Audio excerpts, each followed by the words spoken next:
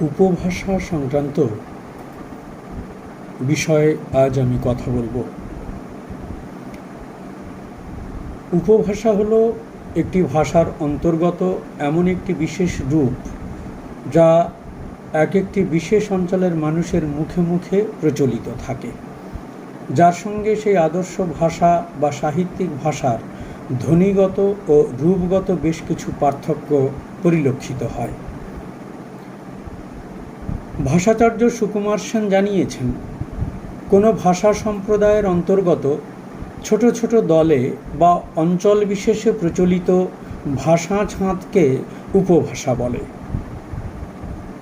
এই উপভাষার সংজ্ঞার উপর ভিত্তি করে উপভাষার বেশ কিছু বৈশিষ্ট্য আমি আলোচনা করব। উপভাষা একটি আদর্শ ভাষার একান্ত আঞ্চলিক রূপ। উপভাষার আঞ্চলিক বৈশিষ্ট্যগুলি প্রধানভাবে পরিলক্ষিত হয়।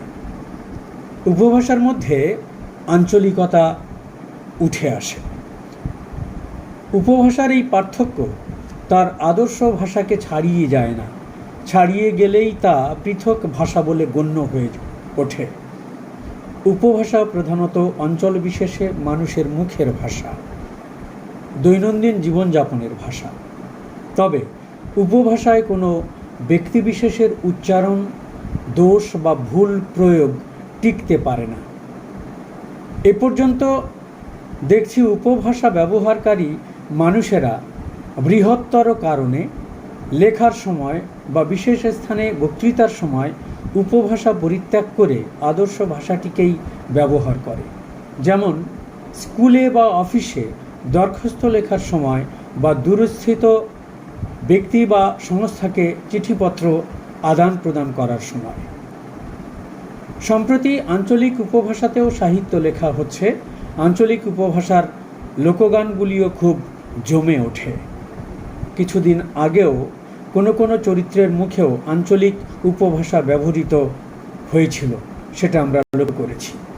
এখন উপভাষাকে ভিত্তি করে বহু সাহিত্য লেখা হচ্ছে। পৃথিবীর প্রায় সব ভাষাতেই উপভাষা আছে।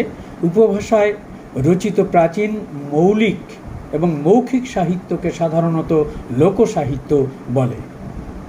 উপভাষার শব্দাবলী থেকে অনেক ঐতিহাসিক, নৃতাত্ত্বিক ও সামাজিক মূল্যবান তথ্যের সন্ধান পাওয়া যায়। উপভাষার মধ্যেই ভাষার যথার্থ প্রাণশক্তি নিহিত থাকে। উপভাষা সংক্রান্ত এই বিষয়টি ছাত্রছাত্রীদের খুব প্রয়োজনে লাগবে বলে মনে করি। ধন্যবাদ সবাইকে।